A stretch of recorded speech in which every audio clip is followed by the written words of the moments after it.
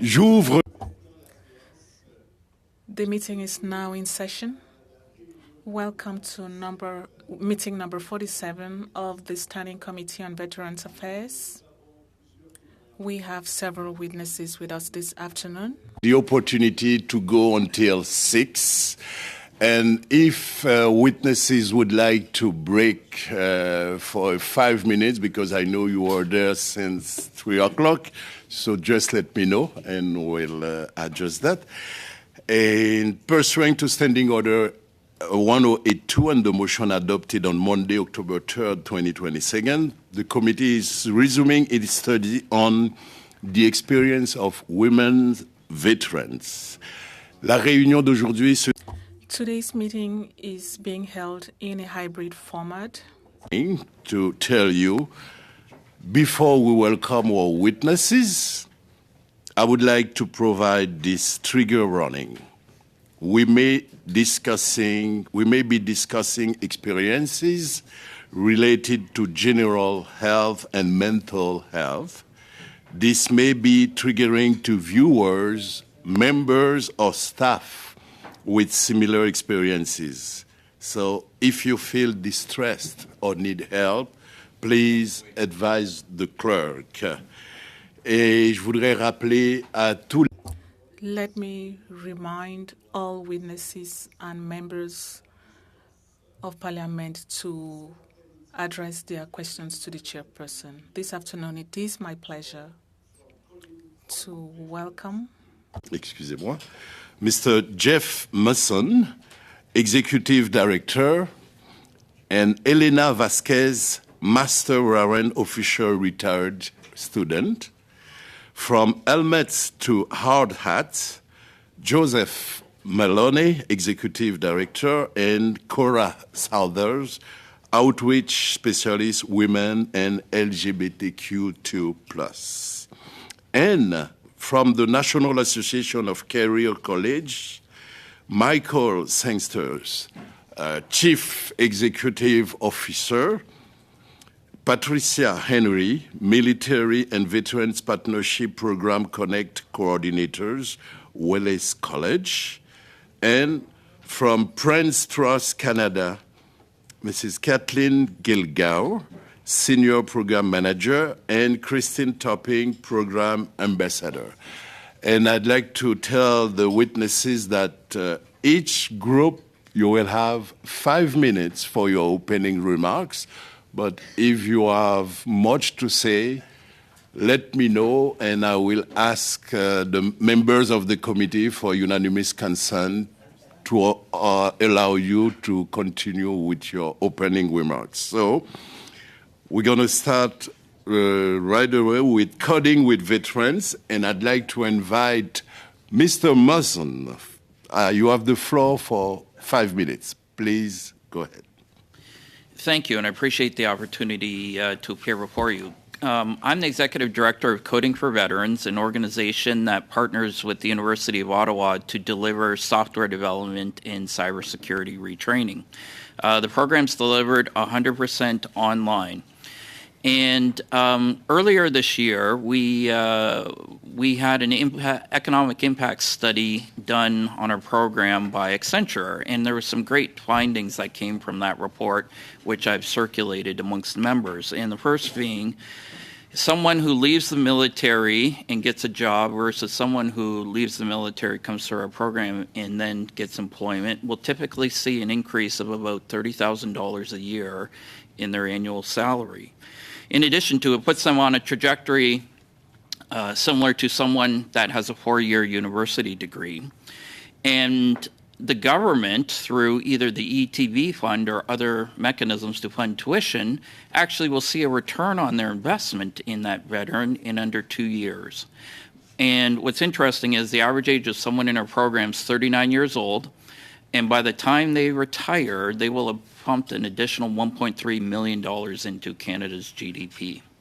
And so when we looked at our program, there are really 2 key recommendations that we'd like the committee to consider, not only for female veterans, but for veterans in general. The first being, number one, can the veterans access their education transition benefit after they have secured a data release? And the second thing is can Veterans Affairs Canada hold security clearances while students are in the retraining program to then be given to employers? And both those recommendations are regulatory in nature and don't require law to be passed. So I brought one of our superstar students along, Elena Vasquez, to talk about her release from the military. Good day, Mr. Chair, members of the committee. I was invited here today by Coding for Veterans to address the committee as a woman veteran who has just transitioned from the service to civilian life. I am currently a student with Coding for Veterans in the cybersecurity program. After a full career in the Canadian Armed Forces in the administration and human resources field, I decided to go in a totally different direction. I would say that the CAF played a role in helping me find a new purpose. My military experience as a soldier was gained through my time in the Reserve Force, the Regular Force, in Canada and abroad. I proudly wore the Army uniform for 35 years, and I had an exciting and fulfilling career during those years. I believe that the military has impacted me positively, and it helped me to transition with the confidence and tools to succeed in my post-military life. 2 years prior to retiring, I knew I was going to be released medically, as I was no longer physically fit. In those last 2 years, I attended a second career assistance network seminar, which is commonly known as a SCAN seminar. There is so much valuable information provided at these seminars that I actually did it twice in those 2 years. The SCAN seminar does a good job of preparing CAF members and providing all the resources necessary for retirement. Attending those seminars really made me reflect on what I had accomplished and think about what could be next. I needed a new purpose, something that would be as exciting and challenging as a CAF. I knew one thing: I didn't want to go back to the administration or manage personnel. From what I learned during the SCAN seminar, I carefully considered my passions and interests, and from that, information technology seemed to be a good fit. Within the IT field, cybersecurity looked to be the right choice for me, as it is a field that can be rewarding as well as challenging, and where there's a need to protect and defend the information and systems upon which everyone relies. It is not very different from one of the core responsibilities the CAF has in defending Canada and its interests, something I'm very familiar with. I cannot speak for everyone, but my transition out of the military went very smoothly. The only thing that caused me some degree of anxiety was finding a family doctor. For the duration of your career, you know that the CAF has you completely covered medically. But once you become a civilian, you're on your own. It's an eye-opener. I know many, suddenly, I was fortunate to have found a doctor 19 months after my release. I know many who have not been so lucky, and I also know it is a national problem. This is, for me, the one area that I would recommend a change. For many, leaving the military is difficult enough without the additional stress in finding a family doctor. I'm now well on the way to becoming a cybersecurity specialist. I've been studying for the last 2 years, and I'm enjoying the new chapter. Although at times difficult, I keep soldiering on at my own pace. Thank you. Thank you, Officer Retired, Mrs. Vasquez. So now let's go to helmets to hard hats, and I'd like to invite Mr. Maloney, the Executive Director, for 5 minutes or less. Please go ahead. Thank you, Mr. Chairman, and thank you for the opportunity to appear before the committee. My name is Joe Maloney. I am the founder of Helmets to Hard Hats program, both in the United States and Canada. I have been the executive director for Helmets to Hard Hats in Canada for the past 10 years, and I'm a Boilermaker by trade. I am not a military person. I'm a Boilermaker by trade, and I'm also a lifelong trade unionist. I started Helmets to Hard Hats program when I saw a large amount of veterans transitioning from the military and not having a viable second career to pursue in civilian life to continue to support themselves and their families. Knowing that many of their soft skills and technical skills could be transferable into the skilled trades, I created Helmets to Hard Hats program with the intention to ease the transition process for veterans and military community into a second career in the unionized construction industry that offer the highest wages, pension plans, excellent benefits, and the safest work sites. When a woman veteran joins a unionized skilled trade, they are immediately treated like an equal. Working under a collective agreement ensures that they are receiving the same pay, the same benefit package, the same safe working conditions as all their male counterparts. At Helmets to Hard Hats, our program is open to all veterans, meaning if you have completed basic training and have been honorably discharged, we will help you find a new career with one of the trades. Our program has always been available to women, and over the past 10 years, we have referred almost 2,500 veterans overall, with 453 of them being women veterans who are interested in joining the trades. Most recently, we've been able to expand our outreach into the veteran community, specifically recruiting female veterans. This work has been made possible with the support of Veterans Affairs Canada funding through the Veteran and Wellbeing Fund. We've been able to hire 2 female outreach advisors, Cora, my colleague who's with me today, a veteran herself, and Jamie McMillan, a journeyman ironworker. Helmets to Hard Hats recognizes that many females leaving the military might be concerned about joining another profession that is typically male-dominated. However, Canada's unionized construction industry continues to break down barriers and biases to ensure that all women and gender-diverse individuals have the chance to find success in the skilled trades. Helmets to Hard Hats is also ensuring our program is becoming more inclusive. We've continued to partner with like-minded organizations such as the Office to Advance Women Apprentices, In the Trades, a career pathway magazine, and apprenticeshipsearch.com to ensure our group's combined efforts are developing a diverse and inclusive skilled trades workforce, including outreach directed toward female veterans. On top of expanding our recruitment efforts into the female veteran demographic, we're also exploring new opportunities to create mentorship programs to ensure our female clients have allies and mentors as they transition into the skilled trades. As I said, Helmets to Hard Hats has been very successful over the past 10 years, and we hope to continue to grow our program and reach more women veterans. One way we hope to do this is to follow a program that was we done in Ontario recently, to have female veterans and all veterans have be pre-qualified for specific safety training programs that allow them to get on a construction site.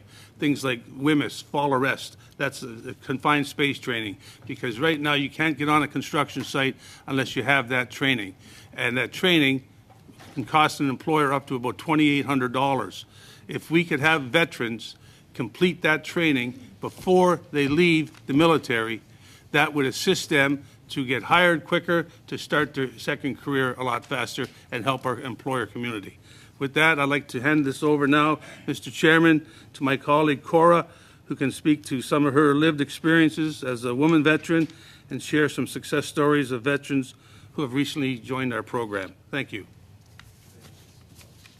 Thank you, Joe. Thank you, Mr. Speaker, and thank you to Veterans Affairs Canada for having us here to discuss the important topic of the experiences of women veterans.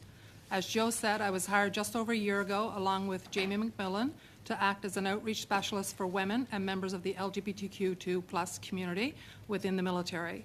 And may I say, it has been an honor this past year to work with Joe and the H2H team.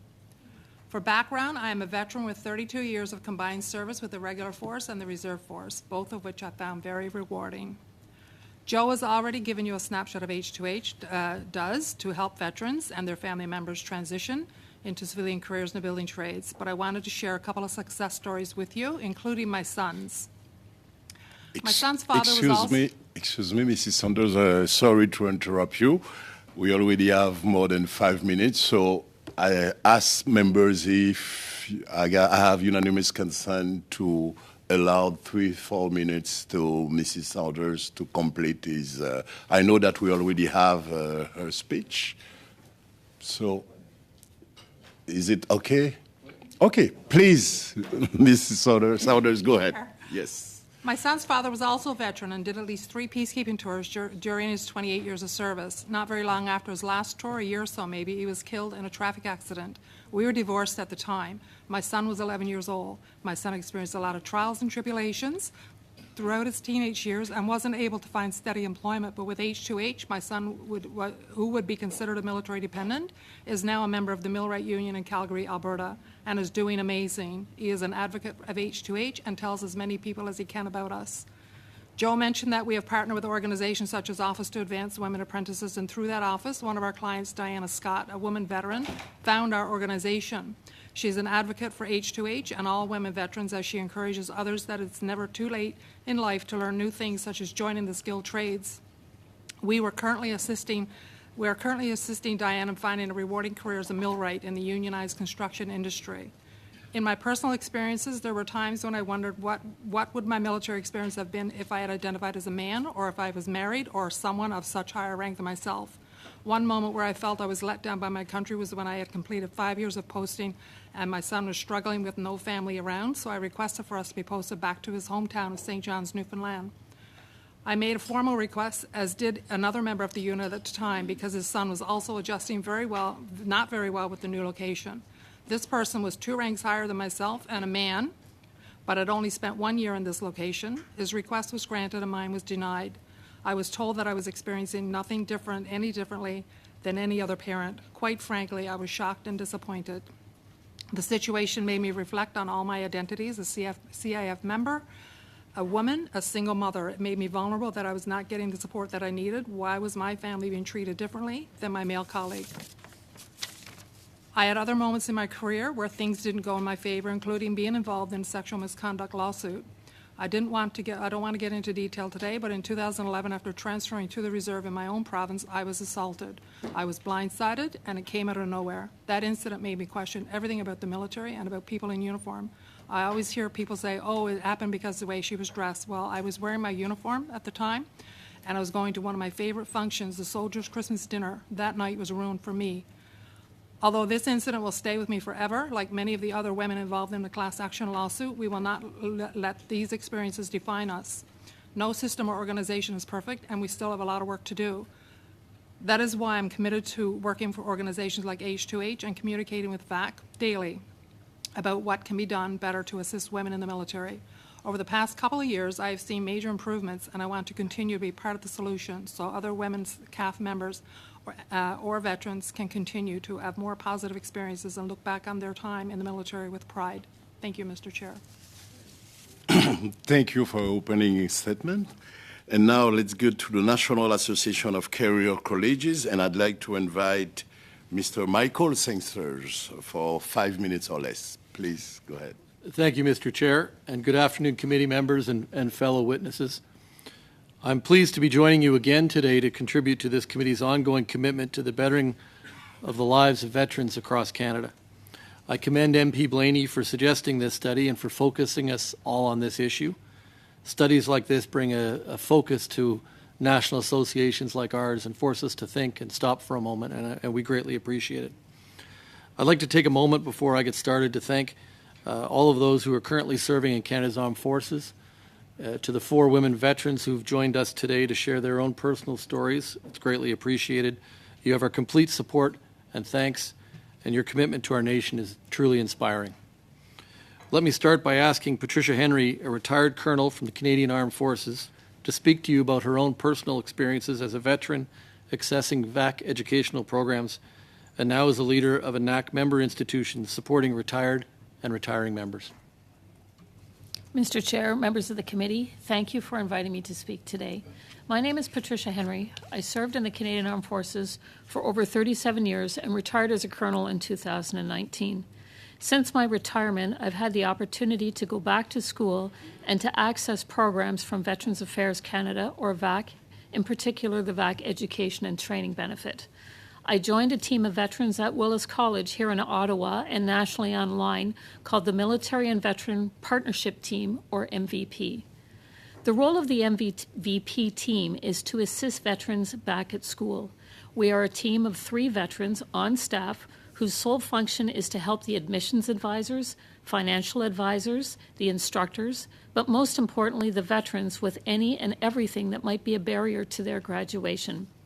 Through our research, we know that female veterans prefer to speak to other female veterans, which is part of my role. We also know that a flexible schedule is important for female veterans, which is built right into all of our programs, whether it be face-to-face, remotely, or online. We connect with veterans during the admissions process and stay with them throughout their time back at school, offering peer support.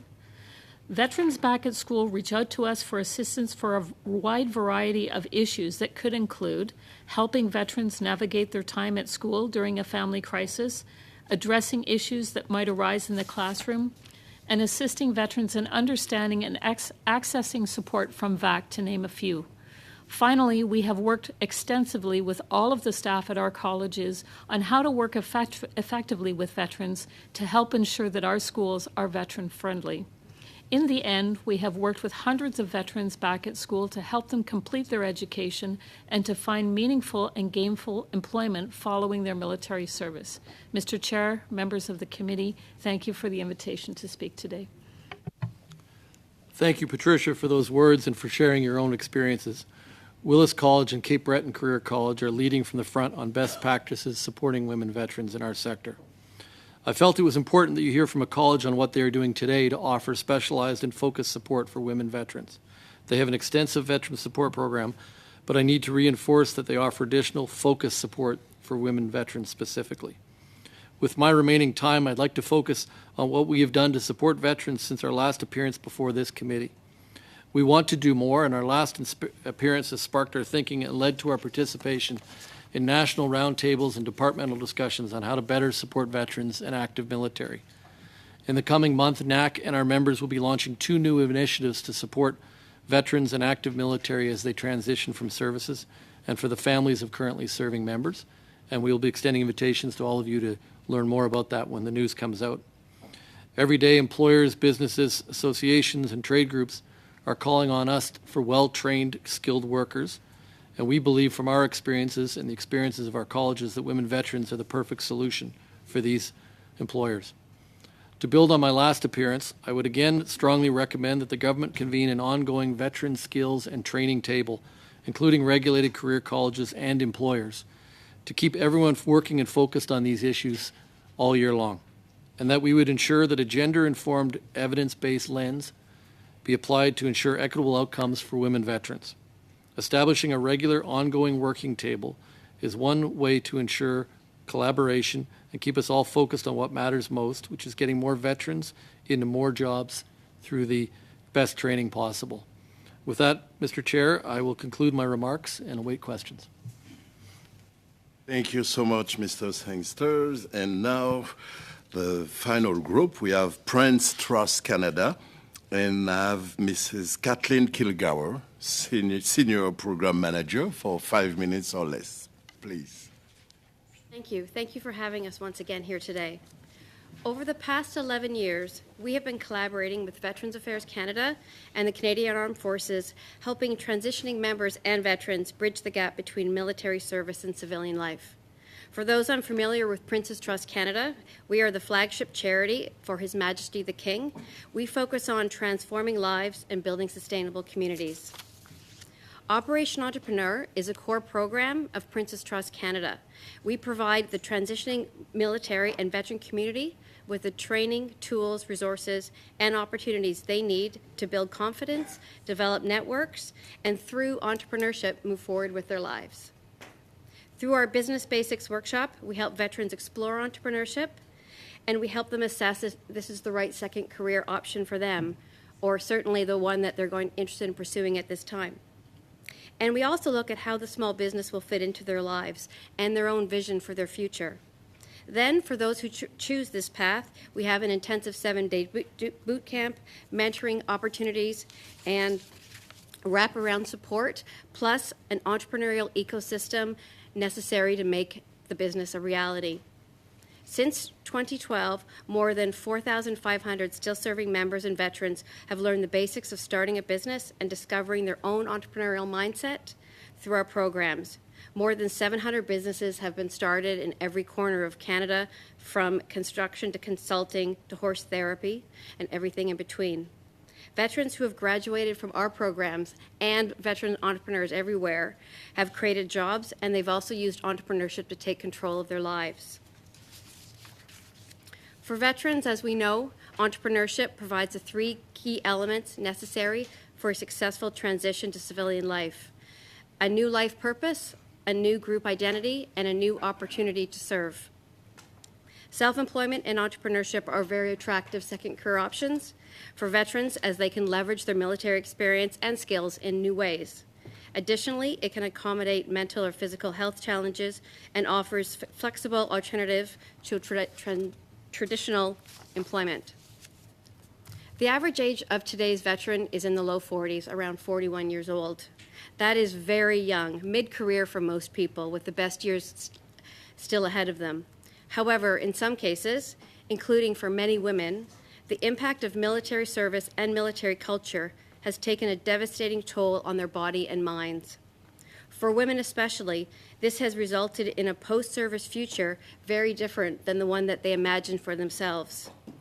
And by choice or by necessity, a disproportionate number of women, 25%, disproportionate number of women veterans, 25%, are turning to entrepreneurship. Prince's Trust Canada is very proud to creating these opportunities and spaces for our veterans to succeed. And we will continue to advocate and invest in veterans who want or need to make entrepreneurship their next career, and they choose to take this path. This is a population of Canadians ready and waiting for attention, more help, and your support. I will now turn the table over to Major Kristen Topic. Mr. Chairman and committee members, thank you for inviting us here today. I was medically released from the CAF in July 2020 following 22 years of service. I suffered a traumatic brain injury in December 2016, and during the initial part of my recovery, I was diagnosed with a rare, debilitating, and progressive genetic condition. The cumulative effects of my medical situation resulted in not only medical and physical deficits, but a complete loss of self, community, and a sense of institutional abandonment and betrayal. In 2018, when I was told that I was being medically released, I panicked. I had no idea what I was going to do. I joined the military when I was 17. I grew up in the CAF and didn't know any different.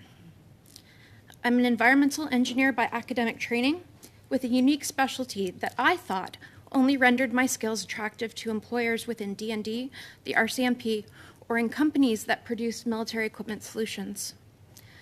I've always had a passion for horticulture, and I've curated an extensive rare tropical plant collection. My friend convinced me to consider turning this passion into an avenue of self-employment. Enter the Prince's Trust Canada. Over the course of a one-day orientation and a 7-day entrepreneurial boot camp, I decided that starting a business was what I wanted to do. The Operation Entrepreneur program showed me that I had skills that would directly translate into my own successful business, skills that were innate and skills that were trained into people who have successful military careers. These skills include leadership, time management, project management, effective written and oral communication, task delegation, and budgeting, just to name a few. The Prince's Trust Canada provided me with the supplemental training, mentorship, and most importantly, confidence to turn an idea into a business. In June 2019, Sweet Life Flora, an e-commerce shop for tropical plants and plant care products, was opened. Owning my own business has maintained my sense of purpose, and I've found a community of like-minded people in both the entrepreneurship and plant enthusiast spaces. It took me years to realize how unhealthy the CAF environment was, specifically as a woman, due to normalized toxic masculinity and the ingrained acceptance of misogynistic behavior. Many women leaving the military lack the confidence to start their own business, oftentimes because of systematic mistreatment.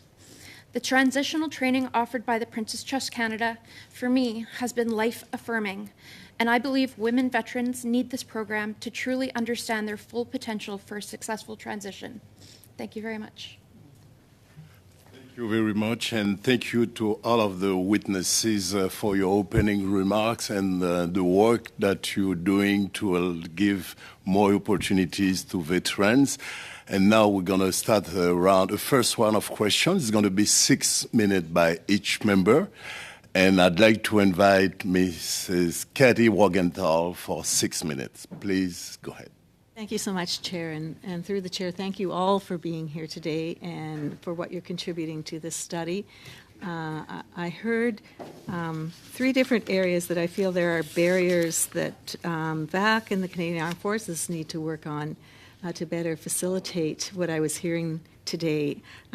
First of all, too, I want to just mention, I thank you, Mr. Sangster, for mentioning last time we've had you all here before, and you indicated that since then you're beginning to put a far more of a real emphasis on reaching out to women veterans. I appreciate your frankness in that, and I think we're in a good space if we move forward in that way. First of all, we talked about, or you talked about, the adjustments, a number of you moving from full-time service first into the reserves before moving on to something else, and that was a bit of a softer landing or a directive that you chose to take. However, as it stands, CAF members who do this are not eligible for the education and training benefit. The women that are here, did any of you experience that yourselves, because you've talked about serving in the reserves prior to? Cora?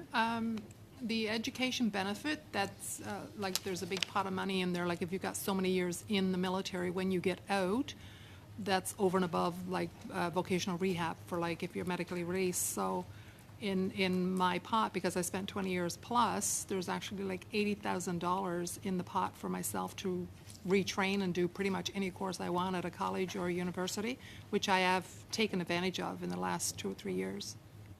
Okay. So it was available to you as you left and went into the reserves? Yeah, like they counted my my time. I came out with almost a 27-year pension, and so I had 20 years plus service, and yeah. So was there a timeline on having to initiate that? Well, I was late to the gate starting that. I don't know if I was 100% aware when I got out, because when I got out, I released from the Reg Force.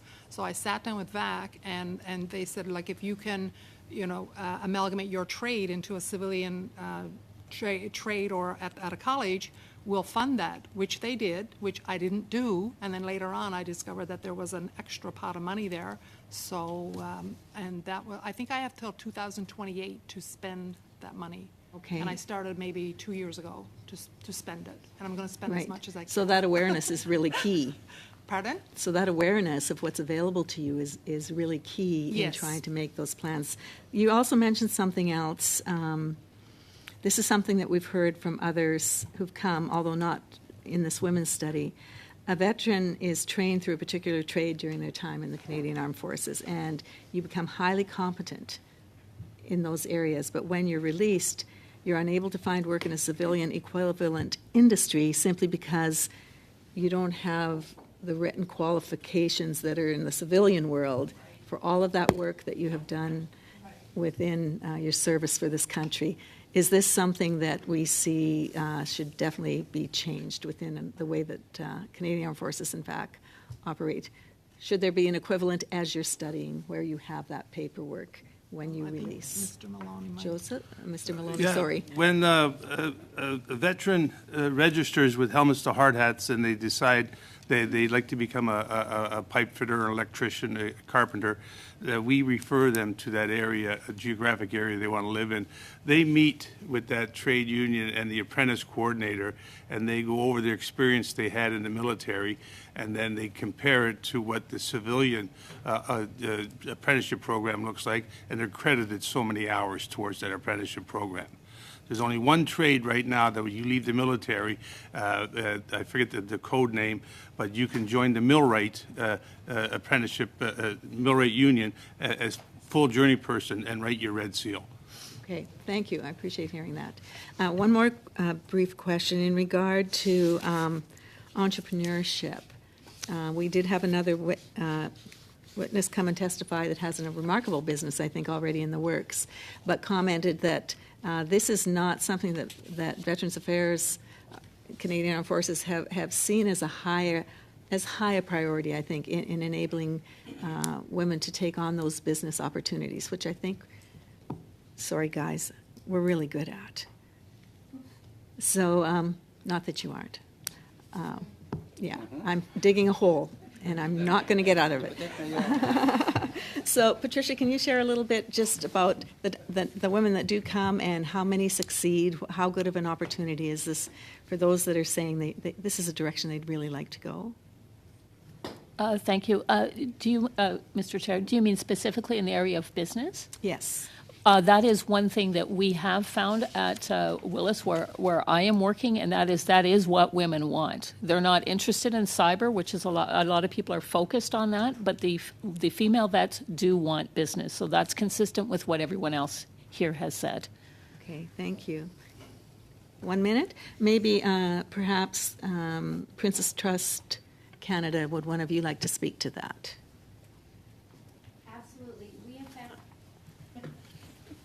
We have found that a disproportionate number of women, 25% of women veterans, are interested in adding entrepreneurship to their post-release life, whether that be a part-time job or a part-time business, a full-time business, incorporating it some way. And what we have found is that with the education and training benefit and the focus on veterans and the focus on employment, the needs of the transitioning member and the importance of providing transitioning training when it's able to have the most impact, which is what during their time of service, 1 to 2 years before they release, that is the time that they need transitioning programming, whether it be entrepreneurship or some sort, in order for them to build confidence and so they can make a plan to have a positive attitude towards their future. Thank you. Thank you so much. And now, Mrs. Richie Valdez, you have the floor for 6 minutes or less. Please go ahead. Thank you to the witnesses who have joined us today, particularly those who have served this country. Appreciate your sacrifice. Mr. Chair, I'm going to direct my questions first to the coding for veterans. As a previous coder myself, I remember graduating from a handful of women in a class in my comp sci degree. So Mrs. Vasquez, I'm really happy to hear that it's really helped you with transitioning into your civilian life. To either of you, can you clarify, how many women veterans have entered the program already thus far since you started it? So there's currently 400 veterans, people in our program, and about 15% are female. And one thing that we've done is we've actually had a number of military families, spouses, and others approach us to come in the program, but there was no funding mechanism to cover their tuition. So we've actually engaged with the province of Ontario, and they've given us funding to fund 100 positions in our program through their Minister McNaughton's Ministry of Labor Training and Skills Development, in order to increase that number. And at 15%, I think that's higher than what's in the military, like the gender breakdown in the military. Thank you. And with that funding or with all the initiatives you have, do you see the rise in popularity with regards to coding? Absolutely. The mere fact that Canada has a projected deficit of 147,000 IT jobs that are going to go unfilled, it's very enticing because it gives a good solid career, gives financial stability, and quite frankly, some females make some of the best coders out there, right? So, it's a win-win-win across the board. Absolutely. Know, Elaine, if you want to. Thank you, Mr. Chair. I'll direct my next questions to Mrs. Saunders. In your role, can you share some of the challenges you've heard from women and LGBTQ plus veterans at Helmets to Hard Hats?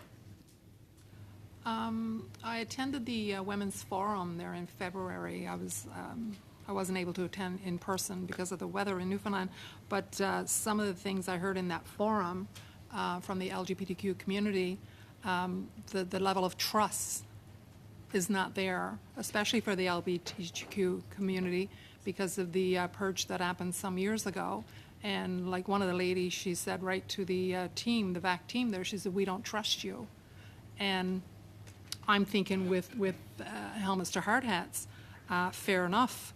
You know, there's that level of trust that we need to establish with the women that are applying, with the members of the LGBTQ that are applying. And so that's up to our team to, like, when it comes to the diversity, inclusion, safe space. And I've been in this job just 1 year.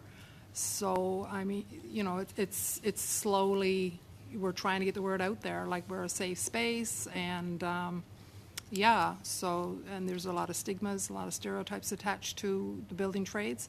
So it's a big, and especially my job, it's a big part of my job to help break that down and help educate where the education needs to be. Yeah. Thank you. And you mentioned trust. So what recommendations can you make for this committee to help us continue to build that?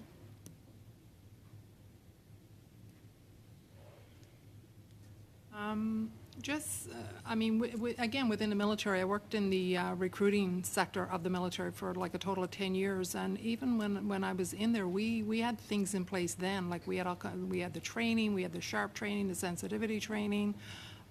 Every time we interviewed a male person entering the military, like, how do you feel about working with women? Like, do you have any issues with that? And it was always no, no, no, no. But we're still seeing that clearly there are some men that have issues with, the women. So again, it's to build that trust. It's to promote it more. Thank you, Mr. Chair. I'll direct my next questions to Mrs. Henry. Can you tell us how many women have enrolled in that program that you mentioned earlier, and how many women were entitled to a nomination with the Willis College? I don't have the specific numbers for the business program that you did mention, but I do know that we have dealt with approximately 60 female veterans, which I'm sorry, I don't have the breakdown for the numbers. No problem. And so with Willis College, what are you doing to ensure that women can have the same opportunity as men when it comes to the program or enticing more women veterans to join? Well, as I've mentioned before, we do have the MVP team that is specifically there to attract veterans of all types, males and females. One of the things that we do find with veterans, which might go back to one of the questions you mentioned earlier, is that issue of family. So what we do have to help out family members, I should mention that my husband was also military. So you've got, the two members. So what we do at Willis is we do have what's called a working together program. So if I take a program at Willis, my husband can go for free. He can apply for a bursary. We have 40 of those bursaries available, and that means that they can get their tuition paid for up to the same amount as whatever program I'm in. They may have to cover their own books or other things like that. So we do try to encourage that, because what we do find is that we have a lot of ex-military males, more so in cyber, which is what they're interested in. So their wives, we can provide that support. And they don't have to be ex-military either, by the way. So it's more of a total family cohesive program. Thank you. Mrs. Valdez. Et maintenant, nous allons passer au... Now we will move to the second vice chair of the committee for the next 6 minutes. Mr. Luc Desile, you have the floor. Thank you, Mr. Chair. Good afternoon, colleagues. A special good day for our interpreters that we usually forget, that work in the shadows. Thank you, dear guest. We rarely see so many people appearing in person. Thank you for all those who served the country. My first question goes to Ms. Valquez. I hope I pronounce your name correctly. We receive lots of witnesses here, and very rarely do we hear witnesses talk positively about the transition, which was your case a while ago. And I was surprised, and I'm happy to hear that it's not all negative. I would like to hear you say some more about that. In your opinion, Why was your transition positive, whereas for most people, what we hear is lots of negative comments? Yes, Mr. Chair. I must admit that I think it's about preparation. I knew when leaving that I will be released 2 years in advance, so I had time to prepare. I had time to reflect on what I was going to do. I had access to all the information that was there, and that's the attitude we need to adopt. I had a very positive attitude, so it wasn't difficult for me to leave the forces. For me, it was like leaving university, throwing your hat in the air. That's how I felt. Another step in my life. I'm moving on to the next phase of my life. So it's all about attitude, preparation. So that was it for me. It's nice to hear that. You also referred to the fact that you took the preparatory training twice. Is it a 2-day training that you were referring to? It's for medical release, it could go up to 4 days. Interesting.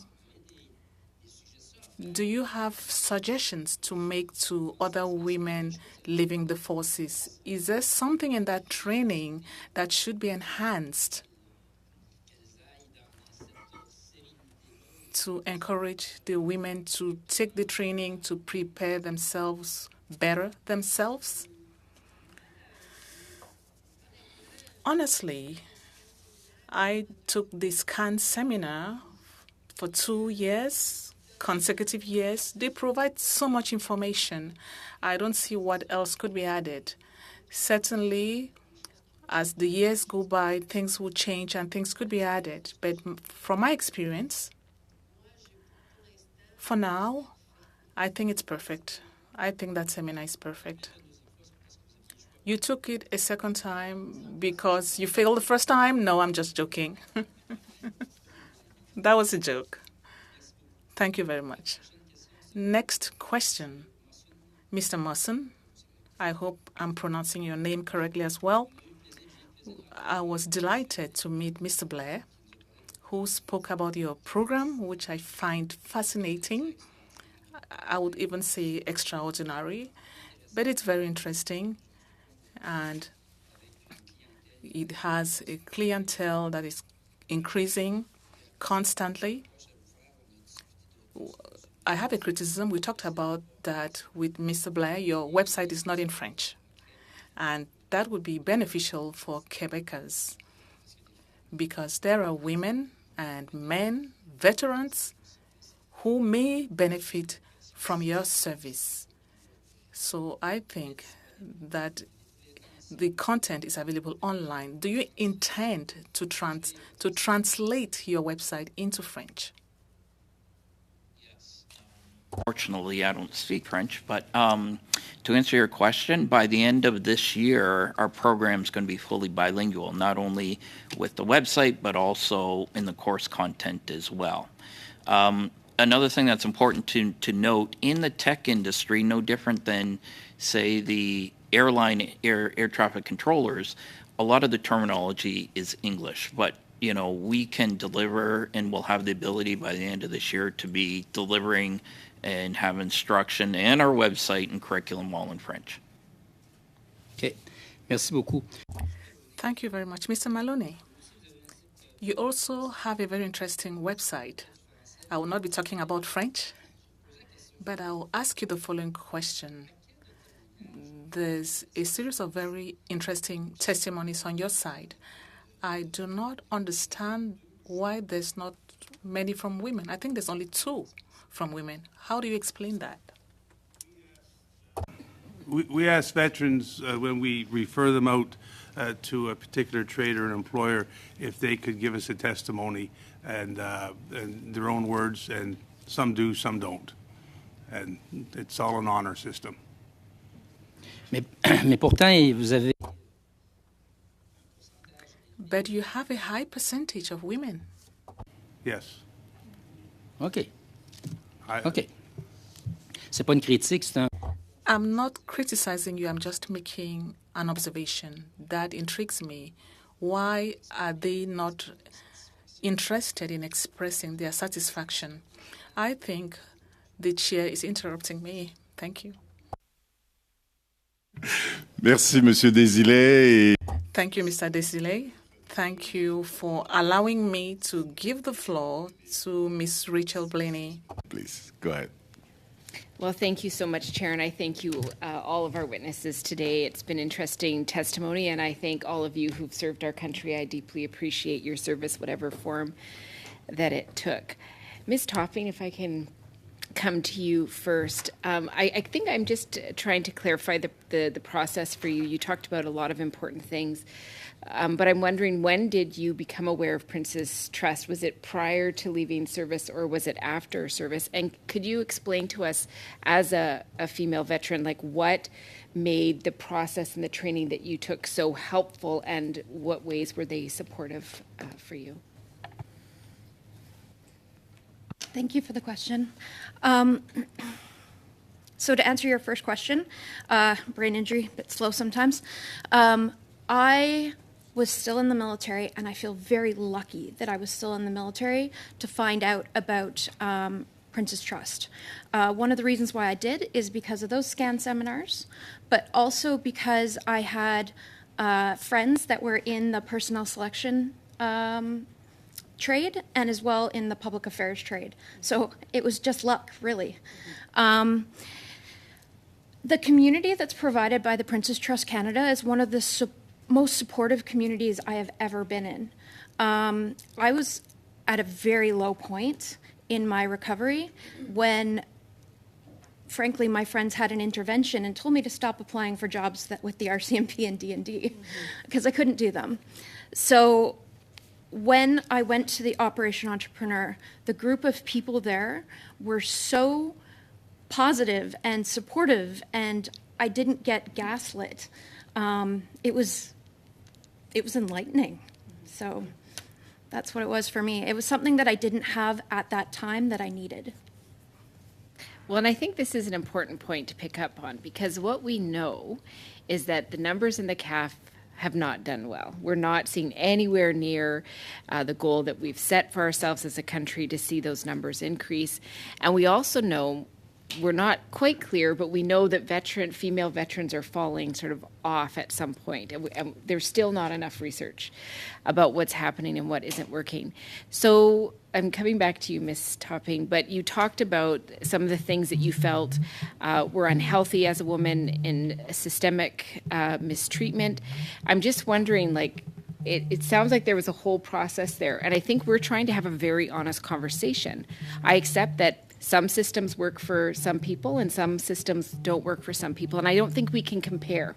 It's very important that we listen to the people who struggle so that we can make those processes more holistic. So I'm just wondering if you could talk about what didn't work and what you found in your new life with the supports that you got that did work, so that we can start to have that conversation about how can VAC improve when they receive female veterans, and how perhaps the CAF can reflect on the work that they're doing and how to change that. So first off, I should also point out that I was part of the MST lawsuit as well. I was sexually assaulted when I was 17 by a peer. From that point on, I felt a need to sort of like adopt male, like the way to act. Also, it was, I didn't want my reputation to be affected by coming forward with what happened to me. So I didn't for 20 years. The things that could be done better for women, and this could be because my brain injury is so specific. The research that goes into my health issues is male dominated. Like, all of the studies are done on male patients. So nothing seems to correlate. I'm very, very lucky that I had a doctor in the military not a military doctor, a veteran who took the time to research what was going on with me and then kept me on in his civilian practice afterwards. So I am one of the lucky ones to have a doctor. But I panicked because I felt like I didn't have the support that I needed from my chain of command, who was all male.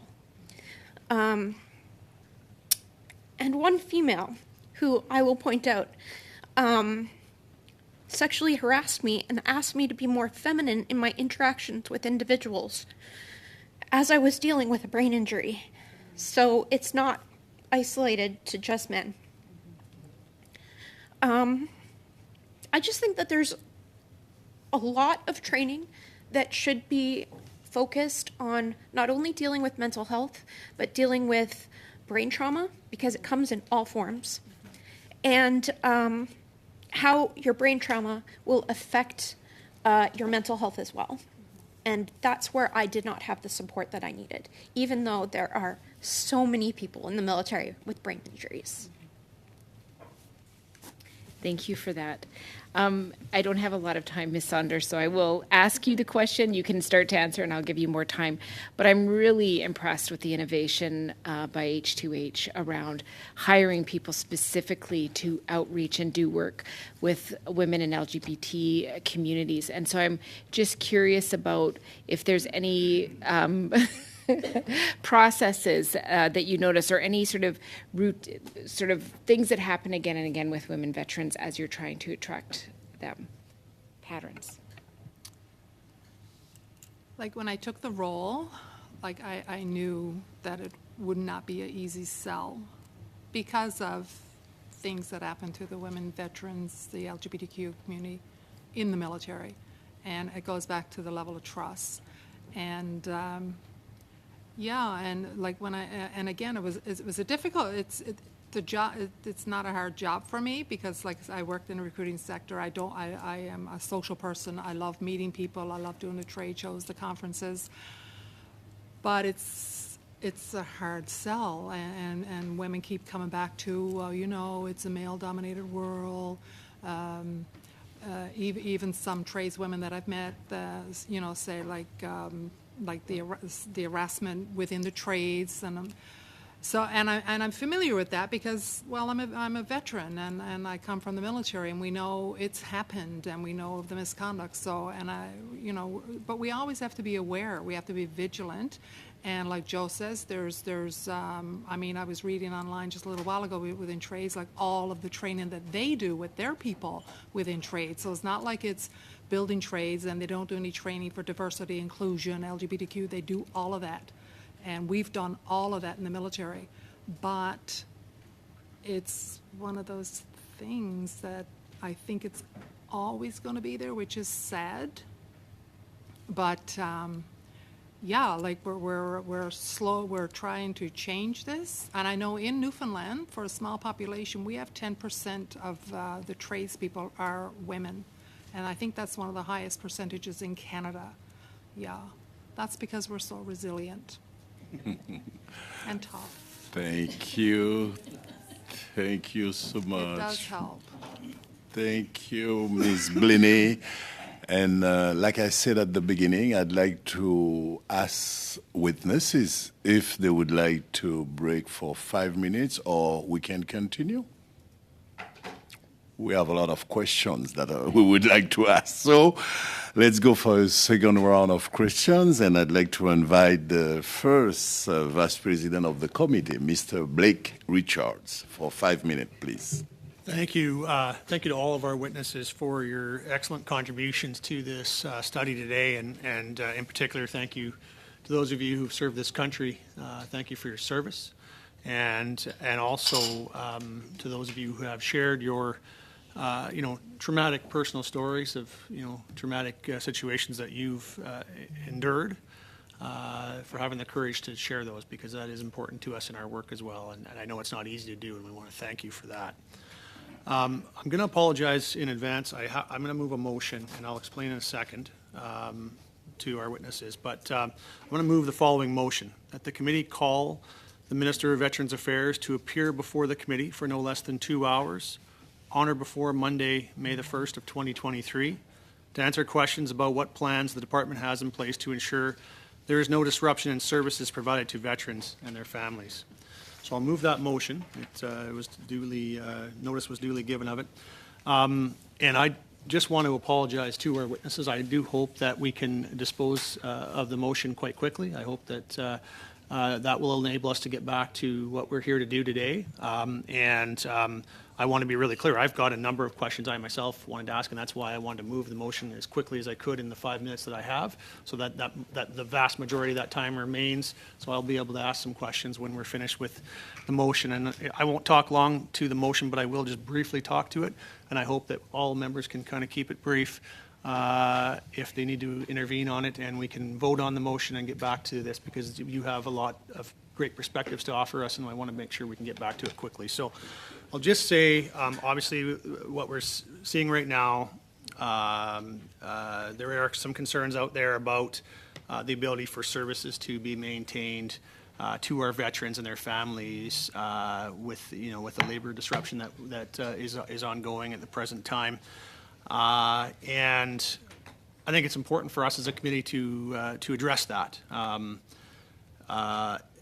And I'm just going to quote a little bit from an article real quickly that I was reading that I think kind of tells a little bit about this and I think is important. I know that nobody wants to see a disruption, and certainly the union itself is prime amongst those who don't want to see any disruptions to our veterans. But I know that there's also an article I saw in the Canadian press where a Veterans Affairs official, senior Veterans Affairs official, indicated that those, and this is quoting from the article, that those applying for new benefits or trying to contact the department with questions and concerns can expect delays. Those on strike include hundreds of adjudicators who are responsible for approving disability claims from veterans, as well as case managers who work with ill and injured veterans to help them find medical and retraining services. There are also fewer staff to respond to questions through the department's national call center and online portal. So based on those remarks, it's fairly clear that there are concerns about why there might be service disruptions. And I know that organizations like the Royal Canadian Legion, for example, have indicated that they're concerned about the possibility of collateral damage. They've indicated that they're watching it closely and that they're ready to be able to be there to help veterans if they face struggles as a result. But that tells me that they're concerned there may be struggles that the veterans and their families could face.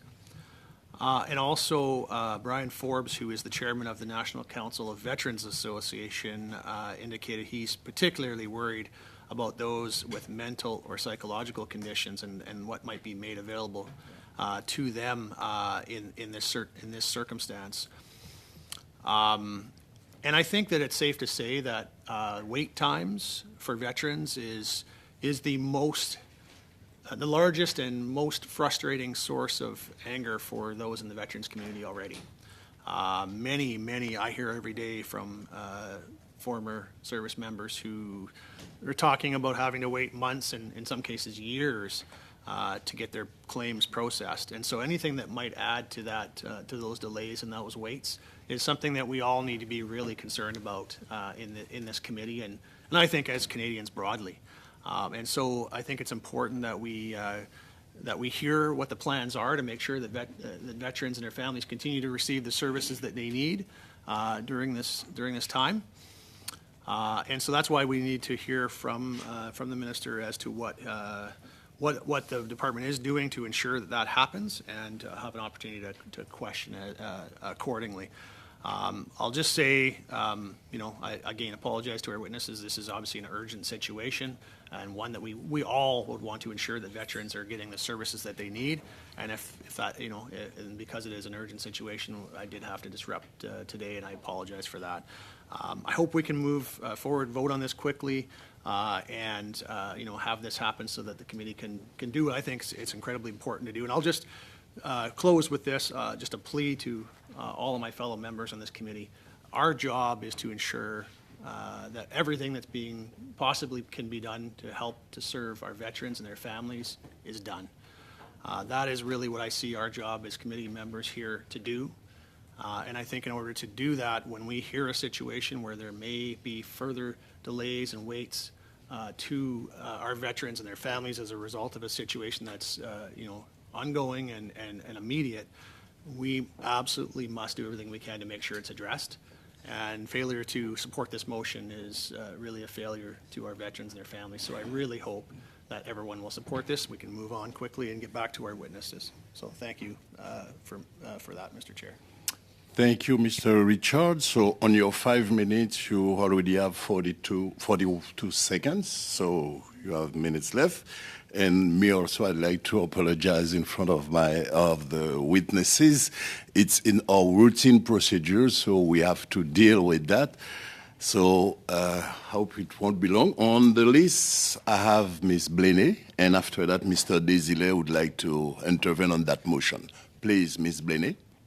Well, I too apologize, and I want to say I will not be supporting this motion. I would be interested in entertaining it maybe at a later date. We are at a point where the strike has not been going on an extensive amount of time. We also know from the union that a lot of workers have been deemed essential workers, and we also know that the union is working very hard to connect to the minister's office to make sure that there is nobody blocking any veteran from getting services right now. So I would be interested maybe later if there was a cause, but right now we know that women veterans have never had a study done on them ever in the history of this place.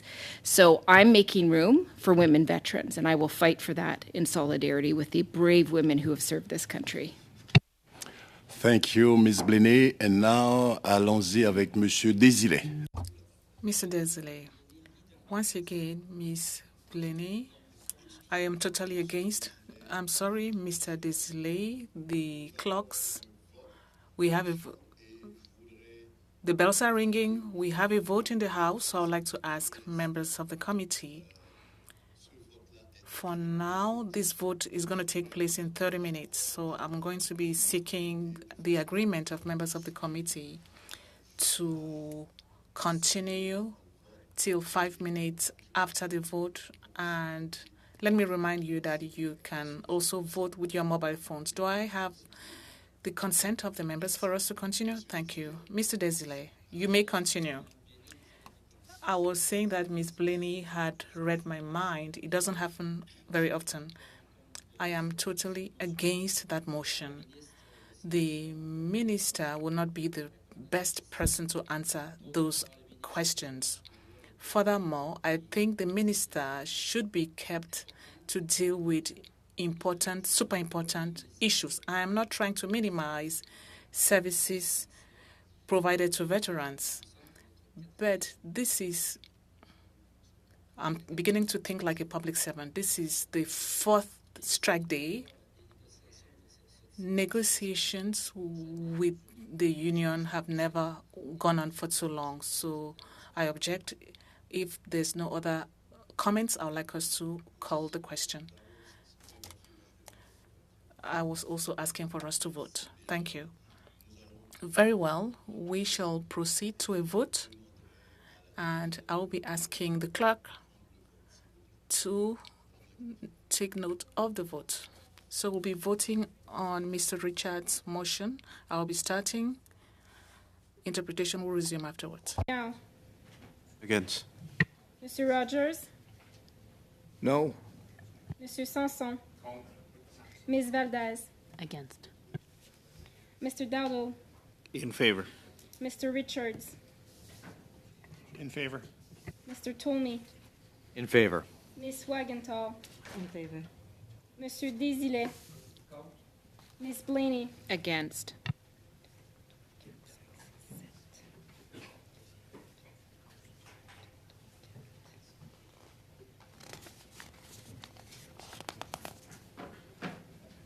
Yeas pour 4, contre 7. Merci. Thank you. Mr. Richards' motion has been rejected. We shall continue. You have 42 seconds used out of your 5 minutes. So you have the floor, Mr. Richards. Apologize for the interruption. I'm glad we were able to dispose of the motion quickly. Obviously disappointed that we couldn't get the support of the other parties in the room. I think it's important to ensure that the services are maintained, not wait until they're disrupted and then try to deal with it. So it's unfortunate, but I'm pleased that we were at least able to move back to the witnesses quickly, so that's good. Let me start with helmets to hard hats. Mr. Maloney, you had mentioned in response to an earlier question about qualifications of veterans, taking their qualifications from their military service and applying them to the private sector. And some of the work that you have done as helmets to hard hats to ensure there's opportunity in the trades, in particular for those things to happen for veterans. And I commend you for the work that you've done in that area. Can you maybe just tell us, is there any barriers that you have to being able to do that, or things that are preventing it from being done on a broader scale, even beyond the work that you guys do at Veterans Affairs, and or anything that, or at the Canadian Armed Forces level as well, that could be done different or better to make sure that there is the ability for veterans to have those qualifications harmonized as they come out of the forces to be able to access private sector employment? Because I know I've heard certainly from veterans over the last while for sure about some of the challenges they seem to have in terms of seeing those skills and qualifications they have from the armed forces recognized. So obviously the work you're doing has got to be helpful in that regard, but is there anything that Canadian Armed Forces or that Veterans Affairs could do to better enable those skills to be transferred over so veterans are able to access private sector employment? Thank you. Thank you. The way it works now, when a veteran registers with the helmets to hard hats, they basically tell us when they're being released, where they're going to be living and what they want to do. And they could basically say, I'd like to become an iron worker in Newfoundland, or I'd like to become a carpenter in Calgary, and we make that connection for them. Now, a lot of them will carry the skills that they learned in the military and try to follow that same pathway in the civilian life. Some of them will do that. When they do that, then when the veteran meets with the apprentice coordinator in that particular area, in that trade, they discuss that experience. And then they match it to the curriculum in that apprenticeship program for that trade. And then many times hours are credited to that program for them. But the curriculum in the military and the curriculum in civilian life are different. And you have to test to Red Seal status in the construction trades in order to get a Red Seal certificate to allow you mobility across the country. So, and then we get a lot of veterans who just say, you know what, I was doing that in the military. I don't want to continue that. And I hate to interrupt you there, but just because I'm short on time, obviously. We only have 5 minutes. And I wanted to specifically get into the ones who do want to be able to transfer those skills over. So maybe if we can stick to that. And if you have a suggestion, is there any suggestions on anything that the Armed Forces or that Veterans Affairs could do, changes to their processes or information provided, et cetera, that would help to further that? One area that would help a lot, and I know the transitional groups are working on this stuff, is to try to align what you do in the military to the construction industry curriculums. Because right now you're assigned a military code to do a specific work in the military, and a lot of times it does not align to what goes on in the construction trades and their curriculums. If they could get matched up a little closer, that would make life a lot easier for a lot of people. Great, thank you. I appreciate that. Ms. Henry, you had mentioned in response to a question earlier as well about a program that you have that enables spouses to be able to access some of the same programs, spouses of veterans. And I love that. I really love that. And I would love to see that be more broadly applied. Is there anything that you can suggest to us that Veterans Affairs could do to better ensure that spouses are considered in these kinds of things too? One thing that we've heard from veterans in particular, for example, is with education and training benefits where a veteran is disabled and not able to maybe access those in the same way, could they be transferable to a spouse? So that's one suggestion, but maybe you have others, and what do you think of that suggestion? In 30 seconds, please. I think it's an interesting suggestion, and I think they'd have to look at the demographics and look at it. But yes, if you do have someone who is severely disabled, then why couldn't the spouse pick up on that if they can't do that? Because they have to provide for the family if the spouse is disabled to such an extent that they can't. So it makes sense. One of the things I was going to suggest, I'm not sure if that's exactly in line with what you were saying, but they used to have something that they were working on that was a skills translator, and that's really what we're talking about here. This is what I did in the military. What does it mean on the civilian side? We do that at Willis College, but that is something that Veterans Affairs should be doing, because you do have things, and I just wrote down a couple of examples, your leadership, your organization, your decision making. How does that translate into civilian skill sets? And that is really what most veterans need. How do I take what I did and put it in civilian terms so that I can get employment and future training or whatever it is that they desire? So that would be the main thing. Thank you very much. Thank you. And now I invite Mr. Torrance Rogers for 5 minutes, please. Thank you, Chair, and thanks to all of our guests here today. I had a certain amount of questions I want to ask, but I seem to be all over the place here in my own mind. So anyway, I'll try to get to some of the points. You know, when we started this study as a committee, personally, I had high hopes, great expectations that we would uncover many things going on with the women veterans across this country. Many of the challenges they face, transitioning to civilian life and to jobs that they want to pursue, and that we would also identify many of the opportunities that some of you talked about, and we could make sure that we got that information communicated to these people, because we often heard that they weren't aware of some of the opportunities and challenges, and so that's what my expectation is, and my hope is that we're going to be able to go down that road. That we're going to present a study that's going to be filled with recommendations like the one Joseph just made about connecting military and civilian job skill sets so that doesn't become a problem in the future, and that we can provide, hopefully with your assistance, provide solutions for many of these veterans. So first of all, Michael, and Patricia, I guess in your experience, what are the key areas that women veterans tend to gravitate towards in their military experience? I know, Patricia, you mentioned they want to do business or they, focus on entrepreneurship. So, do you want to comment on that? Well, I'd like to kind of explain why they do that. Most of the women, and not all of them, but a large percentage that are in the Canadian Forces tend to do administrative, which I think are most of us that are here, or personnel other than the engineer across from me, or a lot of them are in kind of carrying type positions, like in the medical field or things like that. So when they get out, as I think it was Elena mentioned, they don't want to do that. They're tired of helping people, so they want to do something else.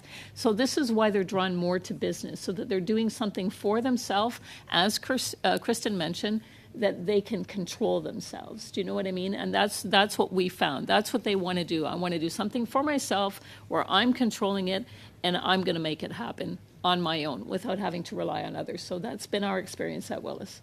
So that's the main questions you tend to hear from these veterans when they contact you, in terms of when they want to go in the future and things they want to do.